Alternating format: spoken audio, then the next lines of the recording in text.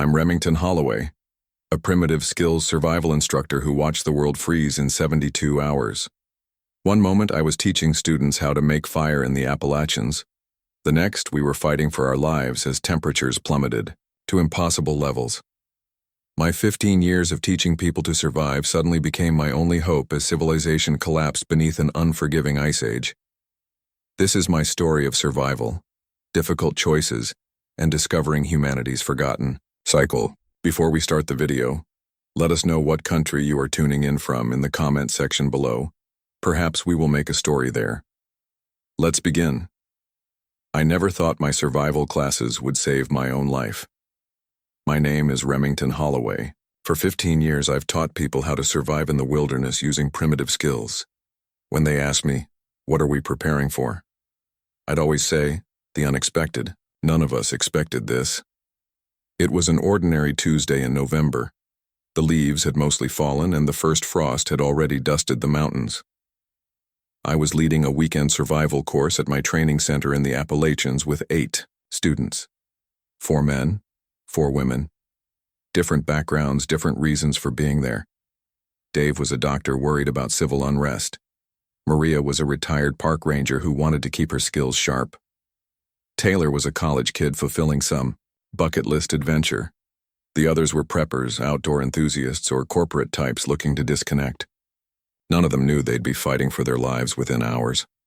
The weather forecast mentioned unusual cold fronts, but we'd dealt with cold before. November in the mountains demands respect, but nothing we couldn't handle. I remember joking with my students that morning as we practiced friction fire techniques. City folks panic when the power goes out for an hour, I said. Nature doesn't care about your comfort zone. I had no idea how prophetic those words would become. The first signs were subtle. The sky had a strange color to it by midday. Not the clear blue of autumn, but something hazier. Something wrong. Birds were flying south in unusual patterns, more frantic than their typical migration. The temperature was dropping faster than predicted. By early afternoon, it was already 10 degrees below the forecast. Not alarming yet, but unusual enough that I checked the weather alerts on my satellite phone. Severe weather warning, it read. Unexpected Arctic air mass. Temperatures dropping 20-30 degrees below seasonal norms. I've lived in these mountains long enough to know when something isn't right. This wasn't just an early cold snap. The way the air felt, the way the wildlife was behaving, something fundamental had shifted. Then my satellite phone rang. It was my brother in NOAA, the National Oceanic and Atmospheric Administration. He never calls during my courses unless it's important. His voice was tight, controlled. Rem, this isn't a normal cold snap. Something's happening with the jet stream.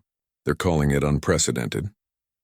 That word, unprecedented, that's when I first felt that chill down my spine that had nothing to do with the temperature. How bad? I asked. Bad enough that I'm calling you, he replied. The models are showing a massive temperature drop across the entire northern hemisphere. We've never seen anything like it. They're talking about temperature drops of 40, maybe 50 degrees below normal within 72 hours. That's not possible, I said. It shouldn't be, he agreed. But it's happening. The satellite data doesn't lie. Listen, Rem, if you're at your camp, stay there. Roads are already icing up further north. There are accidents everywhere. Power grids are straining. This is going to get ugly fast. By late afternoon, the temperature had dropped another 15 degrees. The wind picked up, biting through layers like they were nothing. I gathered my students and told them we needed to prepare our shelters for extreme conditions. Some of them thought I was just making it part of the course.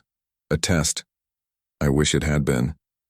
That night I gathered everyone around the fire. I should have been teaching them about natural cordage, but instead I was watching the sky. The stars looked wrong. Too dim. Like something was filtering them. My phone buzzed with emergency alerts about road closures due to extreme weather conditions. Then came the notification that would change everything.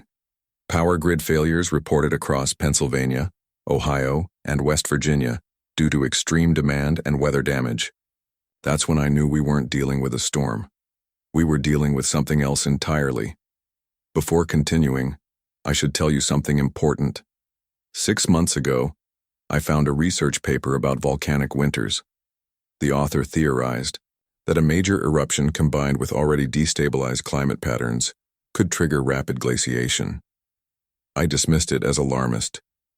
But that night, watching the unnatural clouds move in, those words kept echoing in my mind. Civilization is 3 meals away from chaos. I checked the temperature again. 12 degrees Fahrenheit and falling fast. It should have been in the 40s at worst. And this was just the beginning. "Everyone inside the main cabin now," I ordered. The wind was picking up and the fire was struggling against it. We needed to conserve our energy and our resources. I had them bring in all the firewood we'd gathered and stack it near the wood stove. It looked like a lot. It wasn't going to be enough. Inside the cabin, I laid out the situation as plainly as I could. "This isn't a normal weather event," I told them. "The temperature is going to continue dropping. We have shelter, we have food, for a few days, and we have each other. But we need to be smart. We need to be disciplined. And we need to prepare for the possibility that help isn't coming anytime soon." Dave, the doctor, spoke up. "You're saying this is more than just a cold snap, more than a blizzard?" "I think so," I replied. "My brother at NOAA says this is hemisphere-wide. It's not local. It's not even regional. Something fundamental has changed in our atmosphere." "Like climate change?" Maria asked. "Maybe triggered by it," I said. "But this is something even more acute. A tipping point of some kind." I didn't want to say ice age out loud. It sounded too dramatic, too apocalyptic, but the thought was there. "What about leaving?" Taylor asked. "Shouldn't we try to get to lower elevation? Head south?" I shook my head. "Roads will be impassable by morning, and there's no guarantee it's any better down below. For now, our best chance is right here. We have shelter. We have heat. We have at least some supplies." As if on cue, my satellite phone buzzed again. It was an emergency broadcast. "This is not a test. Due to extreme weather conditions, all residents are advised to shelter in place. Do not attempt to travel. Conserve food, water, and heat sources. Emergency services are overwhelmed. Repeat, this is not a test." The room fell silent. I could see it in their eyes. The realization that this was real, that the world they knew might be changing forever. "Get some sleep," I told them. "Tomorrow we start working on long-term survival." None of us slept much that night.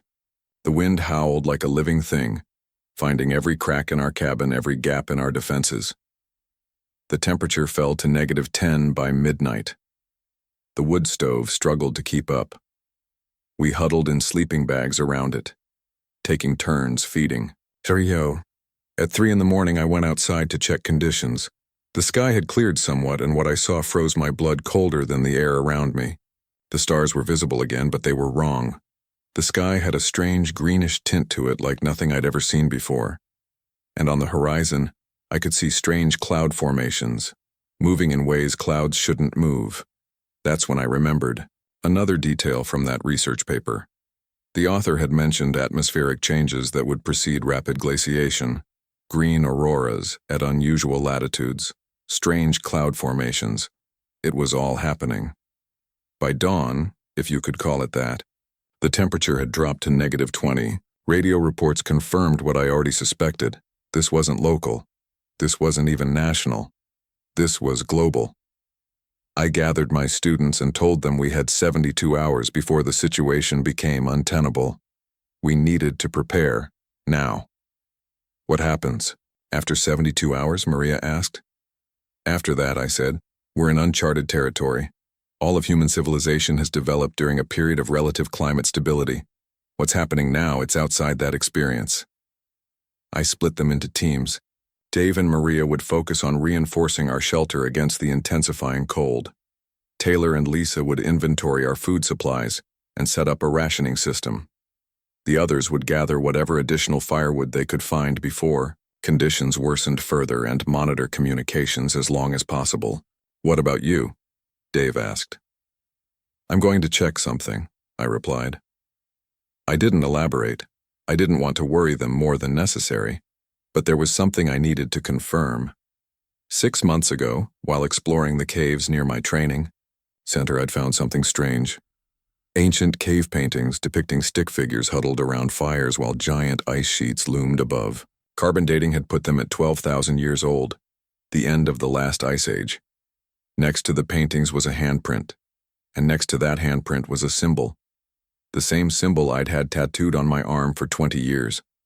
A symbol I thought I had, designed myself.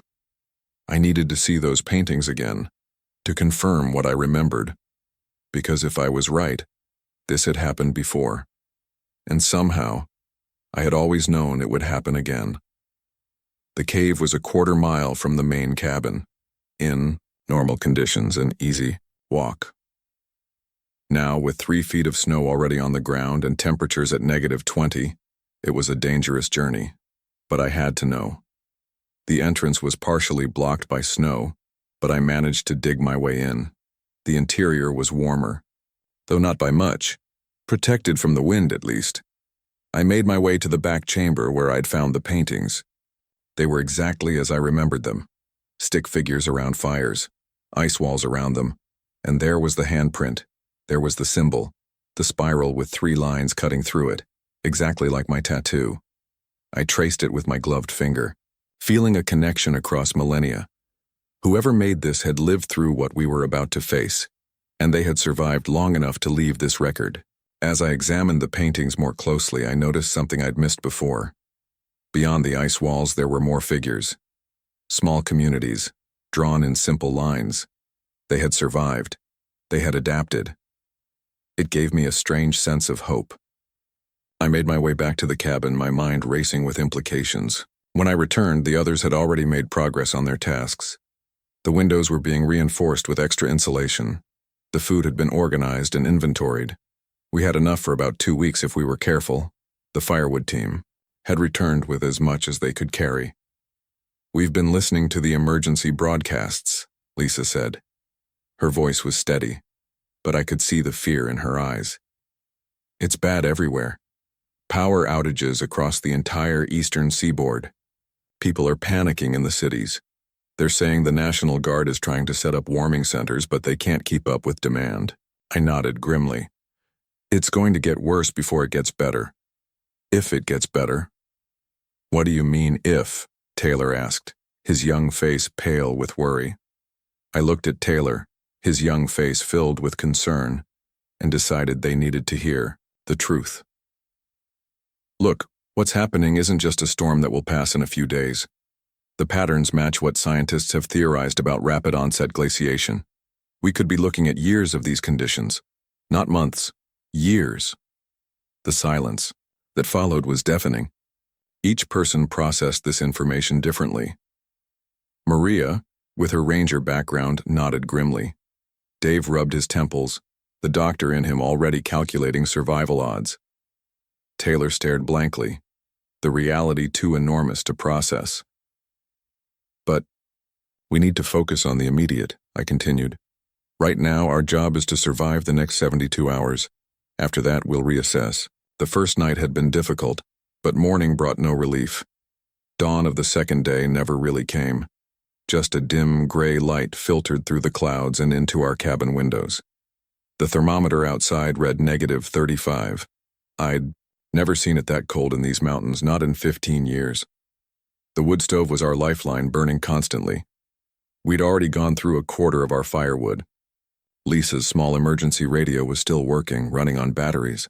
We gathered around it for the morning broadcast, hoping for some explanation, some plan from authorities. What we heard instead chilled us more than the air outside. This is an emergency broadcast from the National Weather Service. Temperatures across the eastern United States have fallen to unprecedented levels. Power grid failures are widespread. Citizens are advised to remain indoors and conserve heat and supplies. Military and emergency personnel are establishing warming centers in major population centers, but resources are overwhelmed. This extreme weather event appears to be global in scale. Further information will be provided as it becomes available. Then static. Just static. Try another frequency, I suggested. Lisa turned the dial carefully. We picked up a local station, the signal weak and breaking up. Reports from across the globe confirmed this is not isolated to North America. Europe, Asia, all Northern Hemisphere nations are reporting similar conditions. Scientists are attributing the phenomenon to a combination of factors, including a massive volcanic eruption in Indonesia 3 days ago that has pumped unprecedented amounts of ash into the atmosphere, blocking solar radiation. Combined with already destabilized climate patterns, this has triggered what some are calling rapid onset glaciation. Authorities are urging people not to panic, but to prepare for extended periods of extreme cold. The broadcast cut out. Lisa tried to get it back, but there was nothing but static. A volcano? Dave asked. How could one volcano do this? It's happened before, I explained. The year without a summer in 1816 was caused by the eruption of Mount Tambora. Global temperatures dropped by nearly 3 degrees. Crops failed across the Northern Hemisphere. But this is much worse. How could they not see it coming? Taylor demanded. Aren't there warning systems for volcanoes? Sometimes nature doesn't give warnings, Maria said softly. Or we miss the signs. I thought about the cave paintings again. Had our ancestors tried to warn us? Had they known this cycle would repeat? We needed to organize, to plan methodically for what was coming. I split everyone into teams, assigning specific responsibilities. Dave and Maria would focus on medical preparations, inventorying our first aid supplies, and identifying potential natural remedies in case we ran out. Taylor and Lisa would work on water security, setting up snow collection and purification systems. The others would reinforce our shelter further, plugging any drafts and creating an airlock entry system to prevent heat loss when coming and going. By midday, the cabin was transformed. Blankets hung over windows for additional insulation. Snow blocks had been piled against the exterior walls for insulation. We'd created a heat-efficient system for melting snow for water. Everything was organized for maximum efficiency and minimum energy expenditure. But the cold kept intensifying. By afternoon, the temperature outside was -40. Metal froze to skin on contact. Breathing outside felt like inhaling shards of glass, and we had no idea how much worse it would get. We need to check the outbuildings, I said, bundling up. There might be supplies we overlooked, and we need to make sure they're secure. Dave volunteered to come with me. We wrapped ourselves in every layer we had, covered all exposed skin, and ventured out. The landscape was unrecognizable. Snow had drifted against the cabin in waves 6 feet high. The trees creaked and groaned under the weight of ice, and it was utterly silent, the kind of silence that only comes when all life has retreated or perished. The storage shed was 50 yards from the main cabin. It might as well have been miles. Each step was a battle against wind and cold. By the time we reached it, I could feel the cold penetrating my layers, seeking any weakness. Inside, we found extra tools, some preserved food I'd forgotten about, and most precious of all, kerosene for the backup heater. As we were preparing to head back, Dave grabbed my arm. Listen, he said. At first, I heard nothing. Then I caught it. Faint, but unmistakable. The howl of a wolf. Then another. And another. That's not right, I said. Wolves shouldn't be this active in these conditions. They should be conserving energy, sheltering.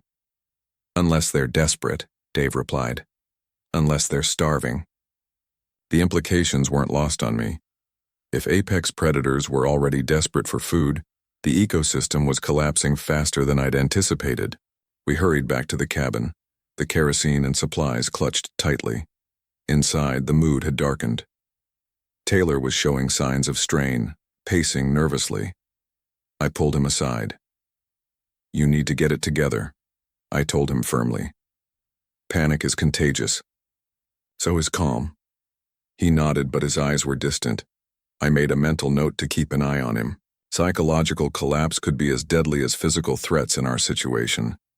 Late afternoon, Maria spotted something through the frosted window, movement on the access road. We gathered, peering through the glass. "People," she said. 3 of them, I think. We watched as 3 figures struggled through the snow toward our cabin. They moved slowly, clearly exhausted. One seemed to be supporting another. "What do we do?" Lisa asked. It was the question I'd been dreading. Our supplies were limited. Every additional person reduced our survival chances. But turning away people in these conditions was a death sentence.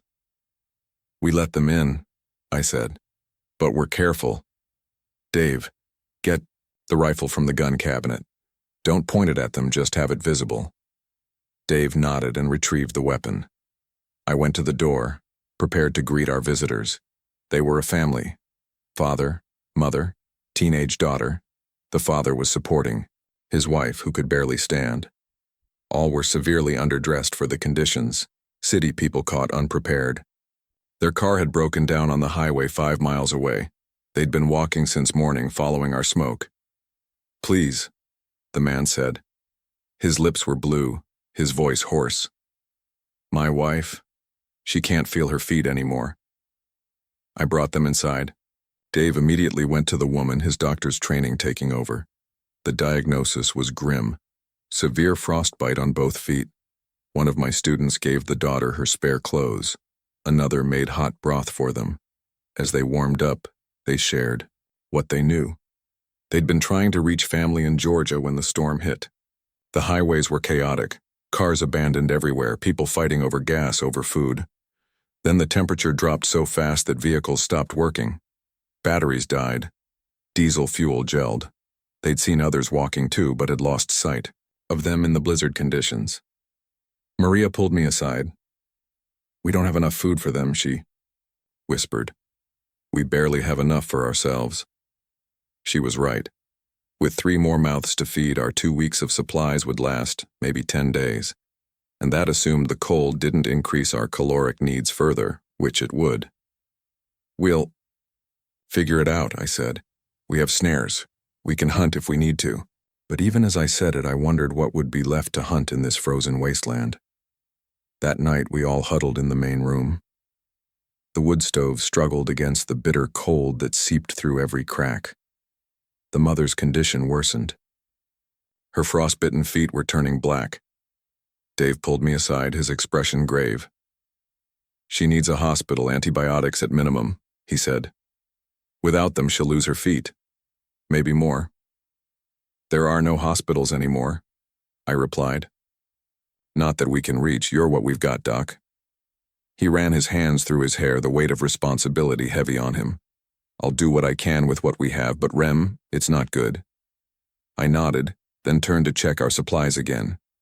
The reality of our situation was becoming clearer with each passing hour. We were on our own, completely on our own. As I inventoried our food, I made calculations in my notebook. Even with strict rationing, we would run out long before this cold could possibly abate. We needed to find more food, or we needed to reduce the number of consumers. Neither option was palatable. Late that night, I took watch as the others slept. Through the window, I could see the stars again. The clouds had cleared temporarily, revealing a sky I barely recognized. The stars seemed wrong somehow, as if the very atmosphere had changed. And perhaps it had. I thought again of the cave paintings, of the symbol that matched my tattoo. What were the odds of that being coincidence? Almost none. Yet what was the alternative? That somehow across 12,000 years I'd been drawn to the same symbol used by ancient survivors of a similar catastrophe? It seemed impossible, yet there it was, etched into my skin as surely as it was etched into that cave wall. Morning of the 3rd day brought new challenges. The temperature had stabilized at -40, but that was cold enough. The mother's condition had deteriorated overnight. She was feverish now, infection setting in. Dave was doing what he could with our limited medical supplies, but his expression told me all I needed to know. Without proper medical care, she wouldn't survive long. The radio picked up one final broadcast before going silent permanently. "This is an emergency broadcast. The President has declared a state of national emergency. All federal resources are being mobilized, but due to the scope and severity of this climate event, Many areas cannot be reached. Citizens are advised to shelter in place and conserve resources. Current scientific projections suggest these conditions may persist for months, possibly years. God help us all. Then silence, just static. Years, Taylor repeated, the word hollow. How can we survive years of this? One day at a time, I said. It was all I could offer. By midday, we spotted smoke on the horizon. Not forest fire smoke. Controlled smoke. Someone else was out there, someone with fire, shelter. We should check it out, I suggested. It might be a ranger station or emergency shelter. Or it could be dangerous, Maria countered. People get desperate in these conditions. She was right, of course. But we needed to know. We needed options. I'll go, I said, with a small team. The rest stay here. Taylor immediately volunteered, eager to do something, anything active. Maria also stepped forward. Her ranger experience would be valuable. The others would stay and care for the family. As we prepared to leave, the father of the refugee family caught my arm. If you find help, he said, his voice breaking, please, come back for us. For my daughter. My wife, I think she's beyond help, but my daughter, please. I promised we would return, whatever we found. Whether I could keep that promise remained to be seen. Before we left the cabin, we needed to prepare, thoroughly. The journey ahead would be dangerous, potentially fatal if we weren't careful. I'd seen how quickly frostbite could set in, how easily someone could become disoriented in these conditions. Layers, I instructed Taylor and Maria. At least 3 layers on every part of your body. No exposed skin whatsoever. I showed them how to wrap their faces, leaving only narrow slits for their eyes.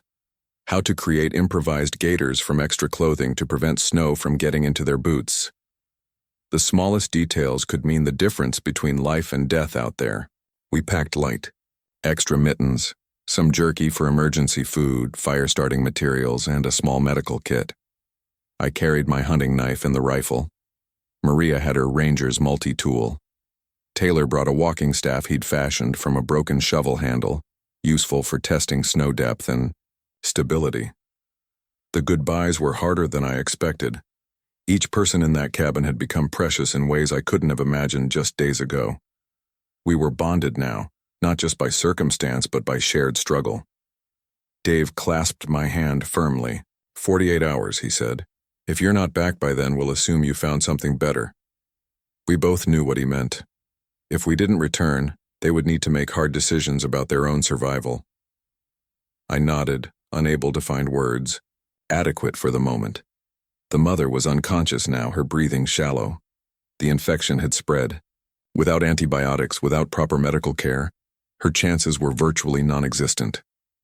Her husband sat beside her, holding her hand, his face a mask of grief. Their daughter leaned against him, her young face already showing the hardened edges of someone who has seen too much too soon. We'll be back, I promised, with help if we can find it. Outside, the world was alien. The snow had transformed familiar landscapes into something unrecognizable. Trees were bent under the weight of ice, some snapped completely. The sky was a strange, pale green color that made everything look sickly and wrong. And the cold was a living thing, searching for any weakness, any gap in our protection. We moved carefully, conserving energy, each step deliberate. The smoke we'd spotted seemed to be coming from about 5 miles east, maybe 6. In normal conditions, an easy hike. In these conditions, a potentially deadly journey. The first mile was the hardest, breaking trail through snow that sometimes reached our waists. We took turns leading, the person in front doing the exhausting work of creating a path. Even with rotation, we were all sweating beneath our layers within an hour. A dangerous situation. Sweat would freeze when we stopped, drawing precious heat from our bodies. Pace yourselves, I reminded them repeatedly. This isn't a sprint. 2 miles in, we encountered our first major obstacle. A ravine that normally was easily crossed now had sheer ice walls and a bottom filled with jumbled snow and broken trees. Going around would add miles to our journey. Going through would be treacherous. What do you think? Maria asked, her voice muffled by the layers covering her face. I studied the terrain, weighing options. A round would be safer, but might take too long. If we're careful, we can make it across here. We fashioned crude ice axes from broken branches and worked our way down the ravine wall, cutting handholds, in the ice, testing each step. Taylor slipped once, sliding several feet before catching himself. The fear in his eyes was visible even through the narrow slit of his face covering. "You're okay," I told him calmly. "Just move deliberately. No sudden movements." At the bottom of the ravine, we discovered something unexpected. Animal tracks. Fresh ones. Wolf tracks. A pack had passed through recently, moving in the same direction we were, toward the smoke.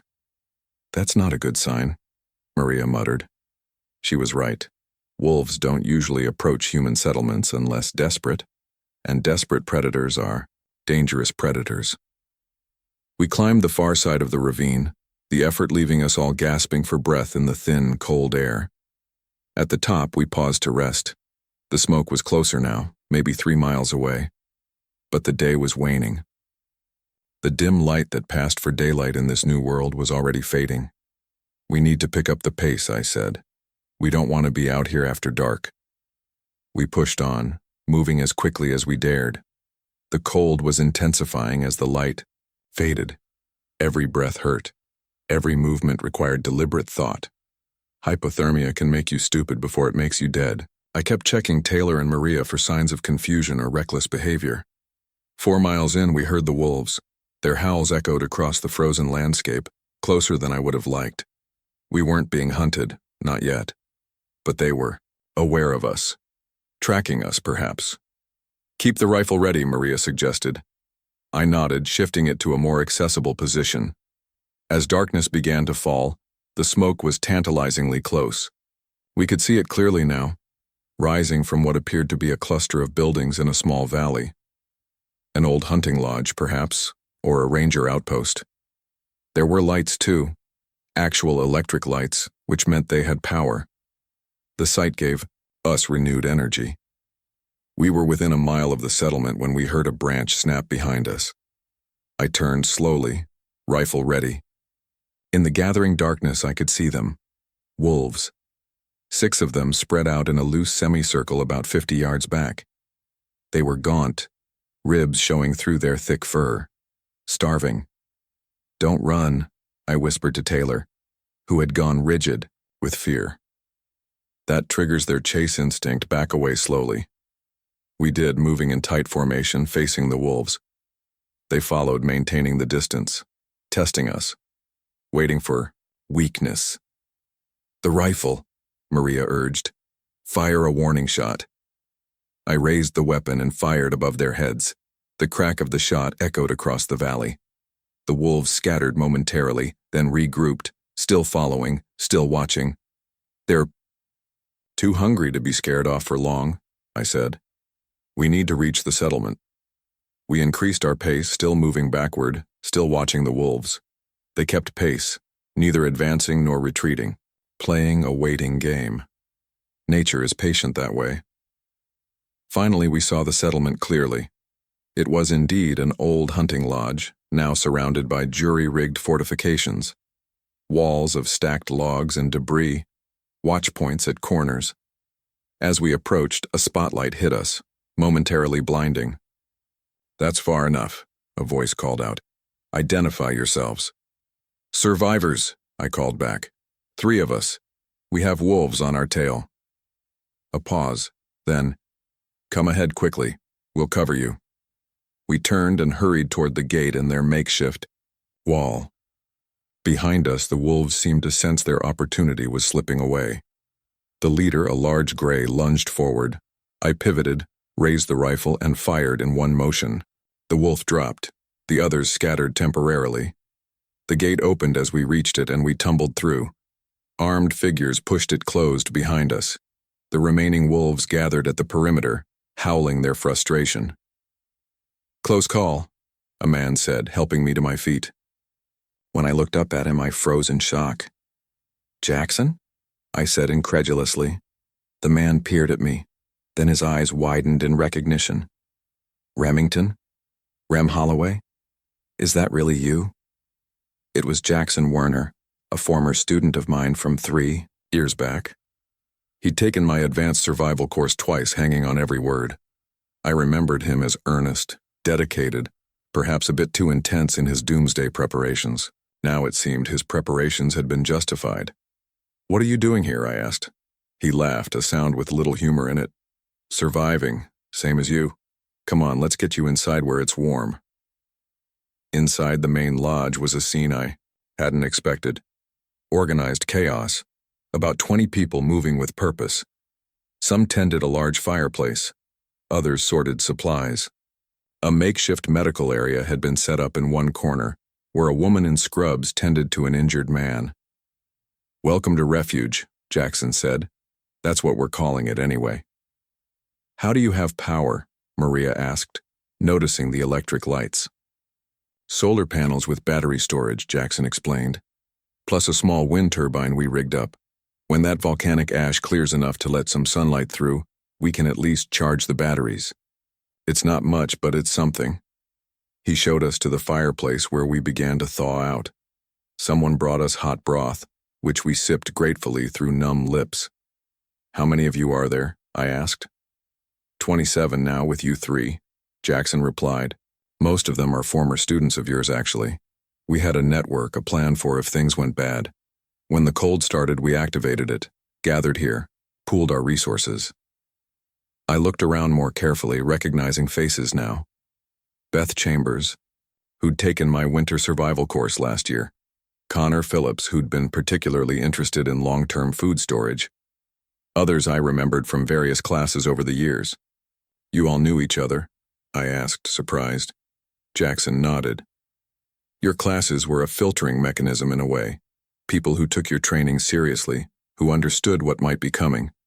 We stayed in touch, prepared together." "And you chose this location specifically?"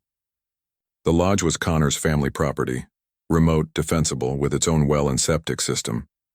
We've been preparing it for months, adding insulation, stockpiling supplies. I shook my head in amazement. "You saw this coming." "Not this specifically," Jackson admitted. "But something. System collapse of some kind. We just never imagined it would be so sudden, so complete." Taylor spoke up.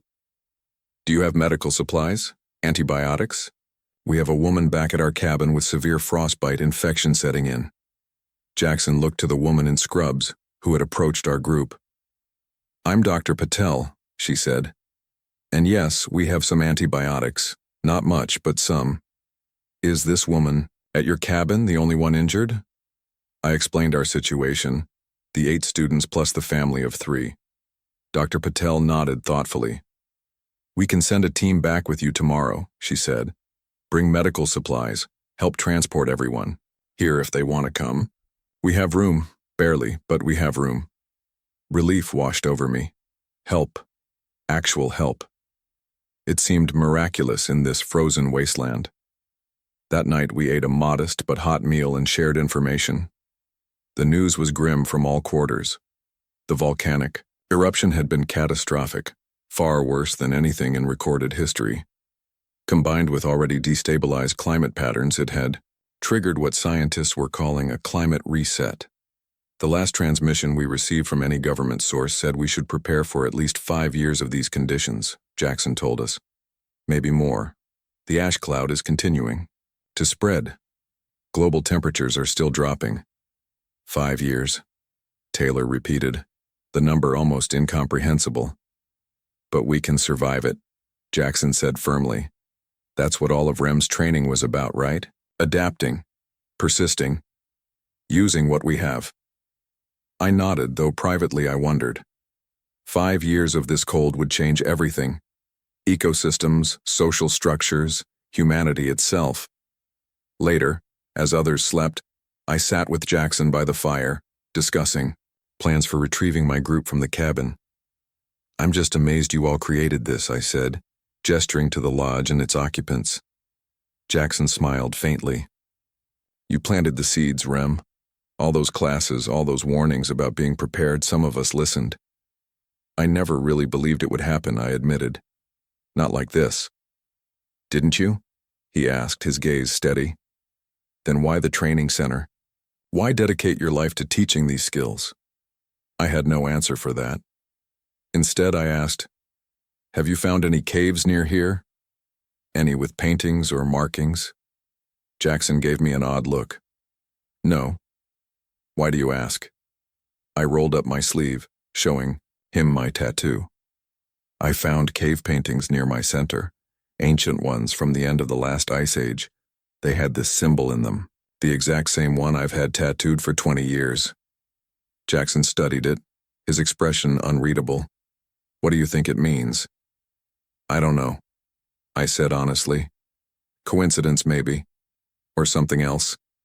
Like some part of me always knew this was coming, like we've been here before, as a species. Jackson was silent for a long moment, then he said, there's something I need to show you. He led me to a small room off the main hall, what had once been an office. On the desk was a ham radio setup, still operational. We've been monitoring frequencies, he said, picking up transmissions from whoever's still broadcasting. 3 days ago, we got this. He played a recording. The voice was faint, breaking. Up, but I could make out the words. This is Antarctic Research Station Omega, we have confirmation. The volcanic event was triggered deliberately.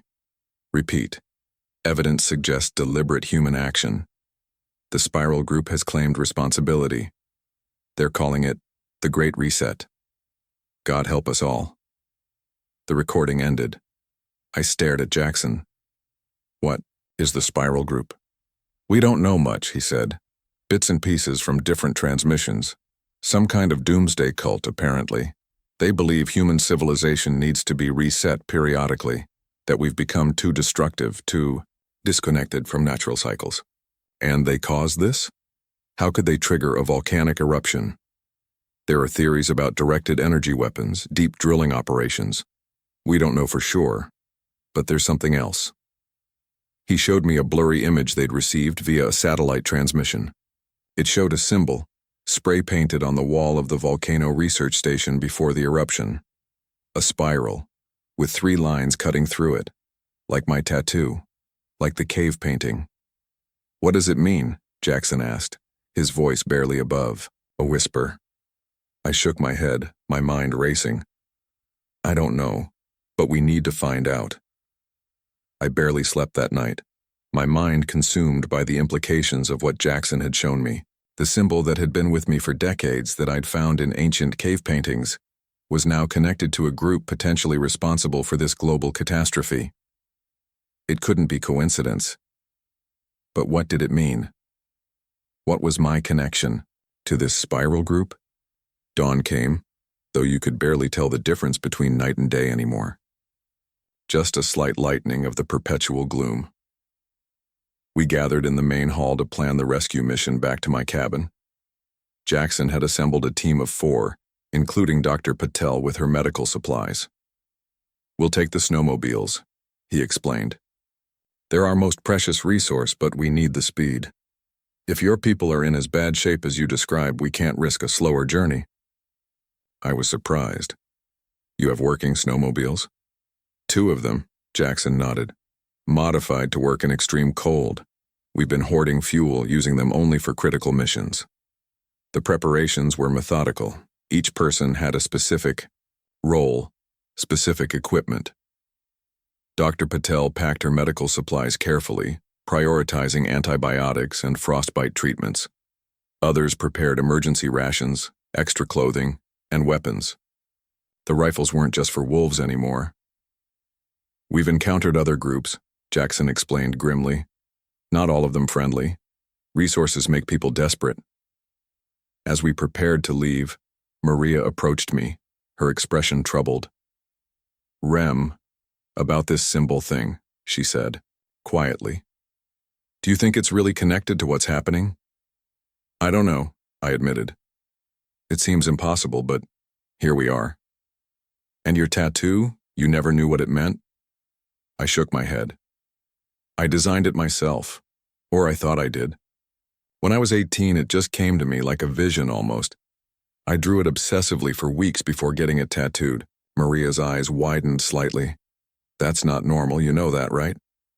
Before I could respond, Jackson called us to the snowmobiles. It was time to go. The journey back was surreal. Racing across the frozen landscape, the wind cutting through, even our multiple layers. The world around us was transformed.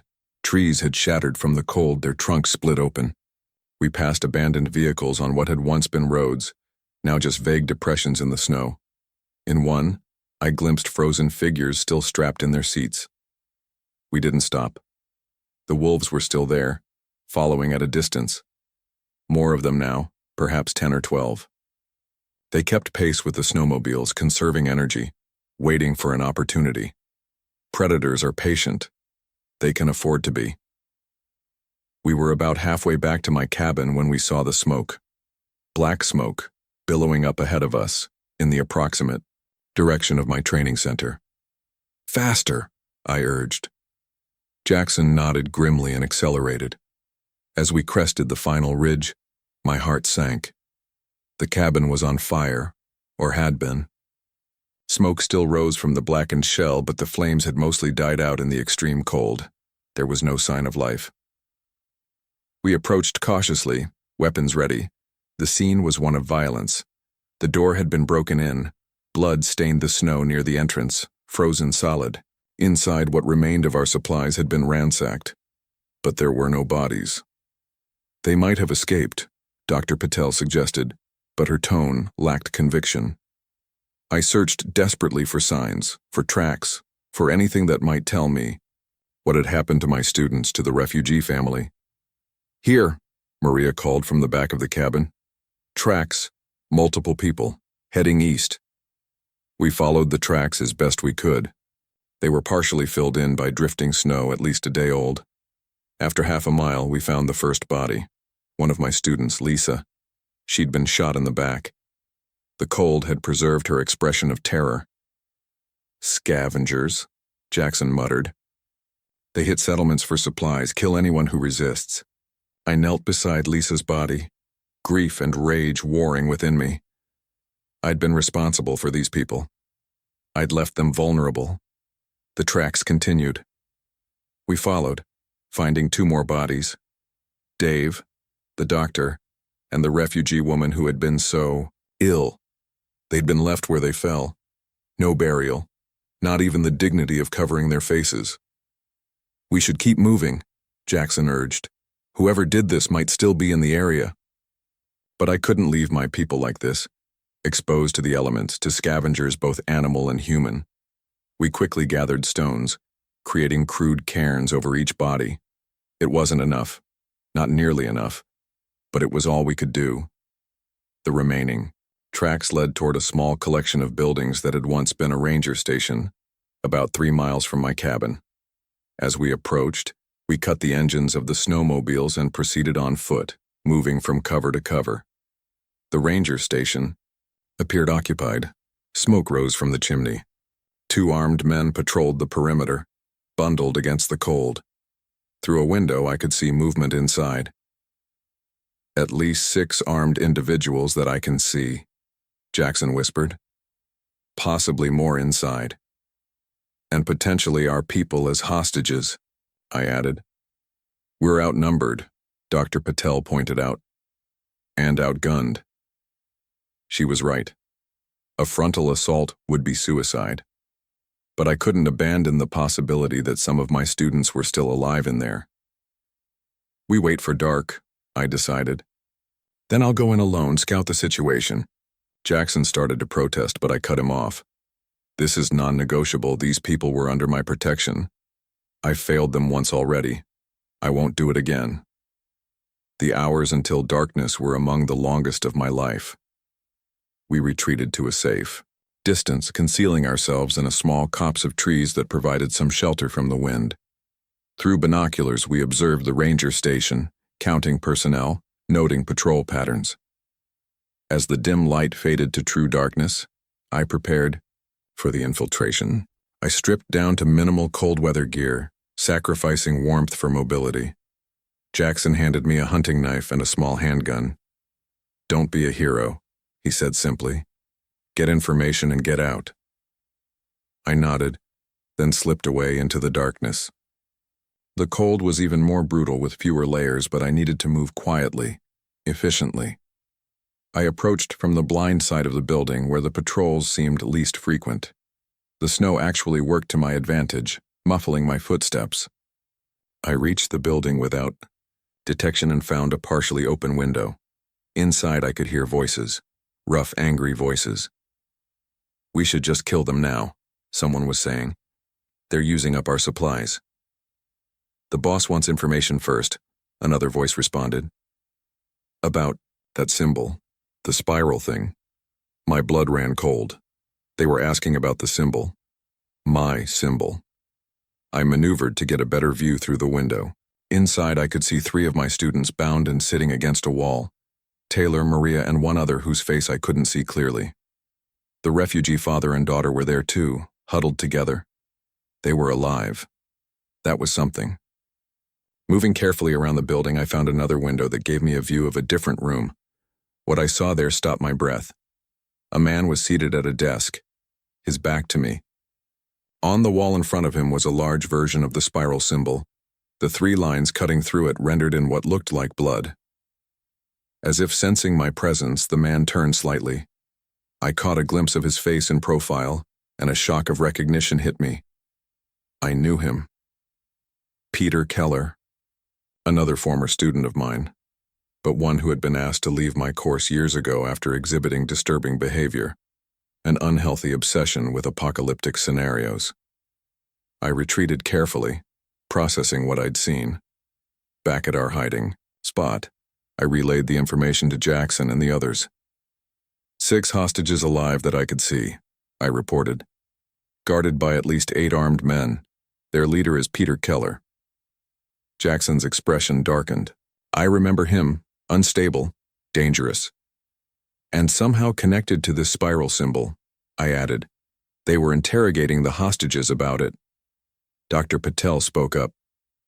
"Why would they think your students know anything about this symbol?" "They might not be after information from my students," I said slowly. "They might be using them as bait." "For what?" Jackson asked. "For me," I replied. "Keller knows about my tattoo. He saw it during the course, asked about it repeatedly. If he's connected to this spiral group, he might think I know something important." "So what now?" Maria asked. It was a question without a good answer. Direct. Confrontation would likely get the hostages killed. Retreat meant abandoning them to whatever fate Keller had planned. Neither was acceptable. "I go in alone," I said finally. "Unarmed." "That's suicide," Jackson protested. "Not necessarily. Keller wants me alive, wants information. That gives me leverage. And once he realizes you don't have the information he wants?" I had no answer for that, but I had to try. We argued for hours, proposing and discarding various plans. Finally, we settled on a compromise. I would approach openly, but the others would be positioned to provide covering fire if things went wrong. Not a great plan, but the best we had. As dawn approached, I prepared myself mentally for what might be my final mission. I wrote down everything I knew about the symbol, about the cave paintings, about my inexplicable connection to it all. If I didn't return, at least this information wouldn't die with me. The approach to the ranger station was the longest walk of my life. Each step through the knee-deep snow took effort, not just physical but mental. I had to force myself forward, toward what might very well be my death. But the alternative, abandoning my people, was unthinkable. The guards spotted me when I was about 100 yards out. They raised their weapons but didn't fire. "I'm unarmed," I called out, raising my hands. "I want to speak with Peter Keller." One guard spoke into a radio. After a moment, he waved me forward. "Come slowly, any sudden moves, you're dead." I continued my approach, hands still raised. At the door of the ranger station, I was roughly searched, then shoved inside. The interior was warmer than outside, though still cold by normal standards. The main room held my students and the refugees, still bound. They looked up as I entered, hope and fear mingling in their expressions. I tried to convey confidence I didn't feel. Peter Keller emerged from a back room, a slight smile on his face. He looked different than I remembered. Thinner, more intense, his eyes burning with a fanatical light. "Remington Holloway," he said, "the man who sees but doesn't understand." "Let them go, Peter," I said, nodding toward the hostages. "This is between you and me." He laughed, a brittle sound. "Is it? Or is it between all of us and inevitability?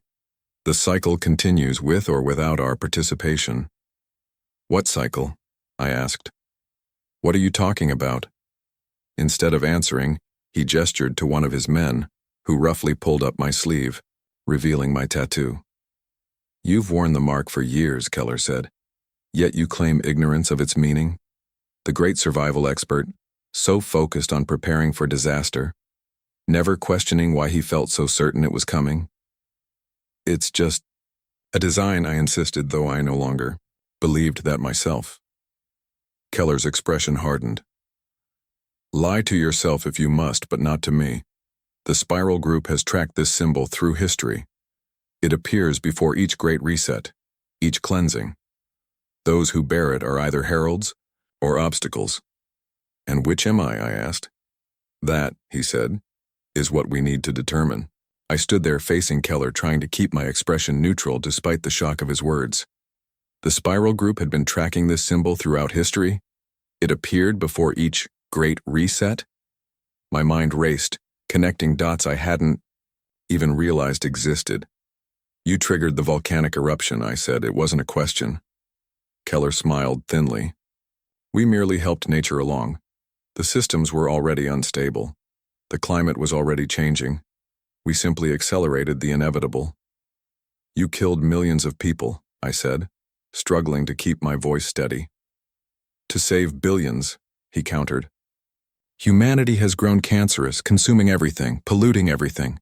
The reset returns balance, it always has." I glanced at my students, at the refugee father and daughter.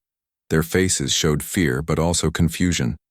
This wasn't just about survival anymore. This was madness on a global scale. "What do you want from me?" I asked Keller. "Understanding," he replied. "Acceptance. You bear the mark, Remington. You've spent your life preparing others for this moment. On some level, you must have known what was coming." Had I? The question hit me harder than I expected. Why had I been so compelled to teach primitive survival skills? Why had this symbol appeared in my dreams when I was 18? Was there something to Keller's claims? "Even if that were true," I said carefully, "what makes you think mass death is the answer?" "History," he said simply. "The cycle has repeated throughout human existence. Civilization rises, becomes unsustainable, collapses. Those who bear the mark survive to rebuild. It's not about death, Remington. It's about rebirth." One of his men approached, whispered something in his ear. Keller's expression changed, hardened. "Your friends are getting impatient," he said. "Did you think I wouldn't notice them? The snowmobiles? Did you think we don't have lookouts?" My heart sank. Jackson and the others were compromised. "Bring them in," Keller ordered. His men left, returning minutes later with Jackson, Dr. Patel, and the rest of our rescue team, disarmed and pushed roughly into the room. "So many potential rebuilders," Keller mused, looking over our entire group. "The question is, which of you truly understand the necessity of the cycle?" Jackson caught my eye, gave a nearly imperceptible nod. They had been prepared for capture, which meant they had implemented our contingency plan. "You're talking about the cycle as if it's inevitable," I said, trying to keep Keller's attention. "But there's nothing natural about triggering a volcanic eruption. That was a choice, your choice." "A necessary intervention," Keller insisted. "The Earth has fever. We provided the medicine." "By killing millions?" "By saving what matters, what endures," he countered. "Knowledge, skills, the capacity to live in harmony with natural cycles rather than fighting them." As he spoke, I noticed something. A subtle change in the quality of light through the windows. Dawn was breaking, but there was something different about this dawn. Something I hadn't seen in days. Sunlight, Actual golden sunlight. Breaking through the clouds. Keller noticed my gaze, turned to look. For a moment he seemed genuinely surprised. "Impossible," he muttered. "The models predicted at least 6 months of atmospheric obstruction." I seized the moment of distraction. "Maybe you don't understand the cycle as well as you think you do, Peter." His eyes narrowed as he turned back to me. "A temporary fluctuation, nothing more. The Ice Age has begun. Nothing can stop that now." But I could see doubt in his expression. His carefully constructed worldview was showing its first crack. That's when Jackson made his move. With a swift motion, he pulled something from his boot, a small device I didn't recognize. Before Keller's men could react, he pressed a button. A deafening bang filled the room, followed by thick smoke. Chaos erupted. In the confusion, I lunged toward my students, toward the refugees. "Run!" I shouted, helping Taylor to his feet. Cutting his bonds with a knife Jackson had somehow slipped me during the distraction. Gunfire erupted, but in the smoke, their aim was compromised. We made for the door, for the outside. Behind us, I heard Keller shouting orders, his voice tinged with panic. Outside, the sunlight was blinding after days of darkness. The sky wasn't completely clear, but large patches of blue were visible between the clouds, and the temperature, while still brutally cold, felt less deadly somehow. "Move for the tree line," Jackson ordered, leading our ragged group away from the ranger station. Behind us, Keller's men were emerging from the smoke-filled building, disoriented but dangerous. We ran as best we could through the deep snow, the refugees and my students stumbling with exhaustion and hunger. Dr. Patel supported the refugee, daughter who seemed on the verge of collapse. "The snowmobiles?" I gasped to Jackson as we ran. "Hidden half a mile east," he replied. "If we can reach them, we have a chance." A bullet whizzed past my ear, kicking up snow where it struck. Keller's men had regained enough composure to fire. We needed cover, and fast. "This way," Maria called, gesturing toward a depression in the landscape, a frozen creek bed that would provide some protection. We scrambled down the embankment as more shots rang out. Everyone made it, though Taylor took a graze across his arm, blood blooming against his white jacket. Dr. Patel immediately began treating him as we caught our breath. "Just a flesh wound," she assured him. "You'll be fine." Jackson peered over the edge of the embankment. "They're spreading out, trying to flank us. We can't stay here." "The snowmobiles are our only chance," I agreed. "We need a diversion." That's when I saw it, half buried in the snow of the creek bed. A propane tank, probably from an old campsite. It was our only chance. "I need a clear shot at that tank," I told Jackson, pointing.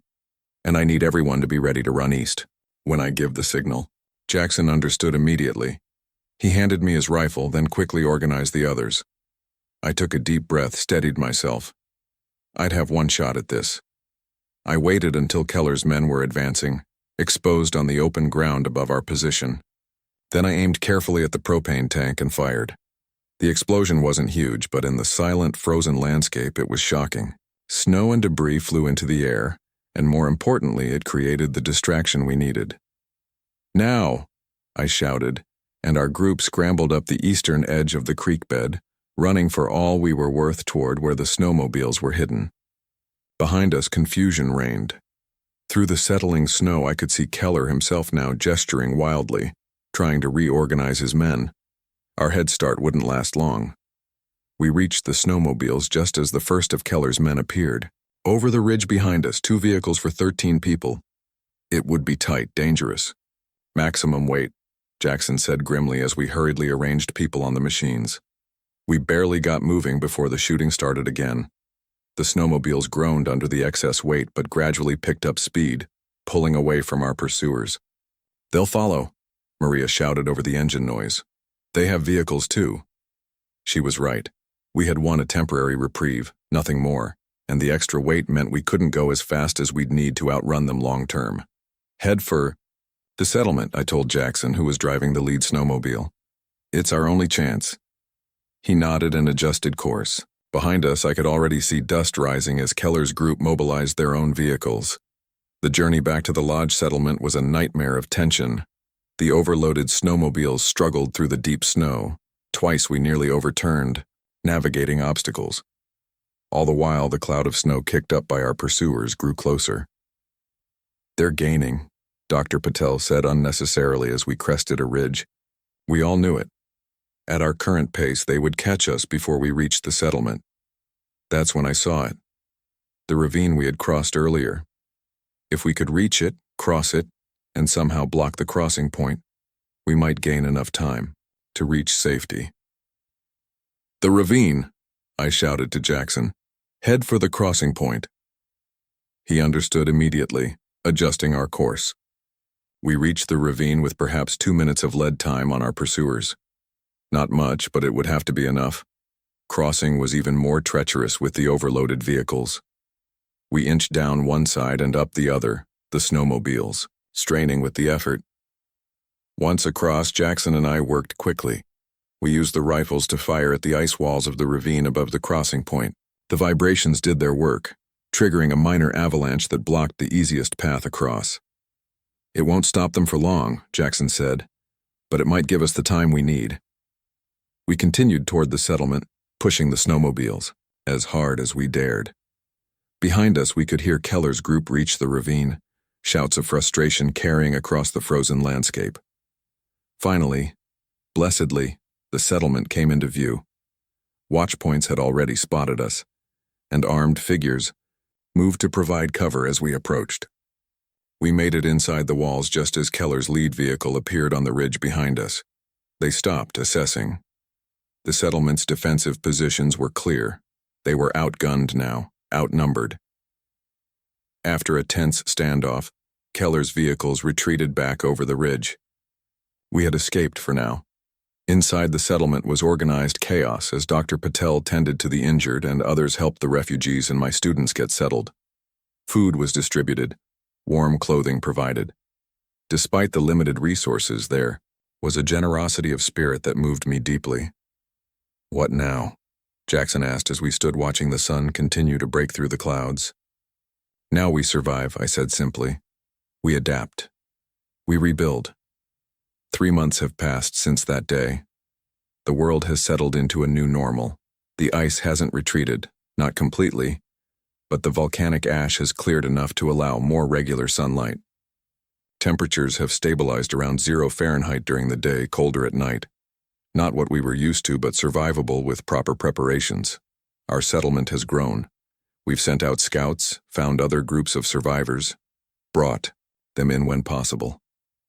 We've established communication with similar settlements across what used to be the eastern United States, small communities of people who were prepared, or lucky, or both. Keller and his spiral group are still out there. We've had reports of them raiding smaller settlements, gathering resources, spreading their twisted gospel of necessary destruction. They remain a threat, but not our only focus. The symbol, my symbol, remains a mystery. I've shared what I know with others, including what Keller told me about its historical appearances. Some believe it, some don't. I continue to search for answers, for meaning in all of this. Was I somehow connected to this catastrophe? Did some part of me know it was coming? I still don't know. But I do know this. Whatever the meaning of the symbol, whatever my connection to it, I reject Keller's interpretation. If the spiral represents cycles of destruction and rebirth, then I choose to focus on the rebirth part. Each day, we work to improve our situation. We've developed better insulation techniques, more efficient ways to gather and preserve food. We're teaching each other our various skills, ensuring knowledge isn't lost if any individual falls. The doctor trains apprentices. The engineers teach basic mechanics. I continue to instruct in primitive survival techniques. Most importantly, we've maintained our humanity. In the face of overwhelming disaster, we've chosen to band together rather than turn on each other, to share rather than hoard, to preserve knowledge rather than descend into barbarism. 2 weeks ago, I led an expedition back to my training center, to the cave with the ancient paintings. I brought others this time to witness, to help interpret. What we found was both disturbing and hopeful. Beyond the sections I'd found originally, deeper in the cave system, were more detailed paintings. They showed the cycle in full, the ice coming, communities struggling, adapting, surviving, and eventually the ice retreating, new growth emerging. The paintings suggested the cycle had repeated multiple times throughout human history. But they also suggested something else, something Keller had either missed or ignored. Each time, humanity emerged, changed, improved. Each reset was not just a destruction but an opportunity for advancement. On our return journey, we spotted something remarkable. Green, a small patch of moss, somehow surviving in a sheltered spot where the sun hit directly. Life, finding a way even in these conditions.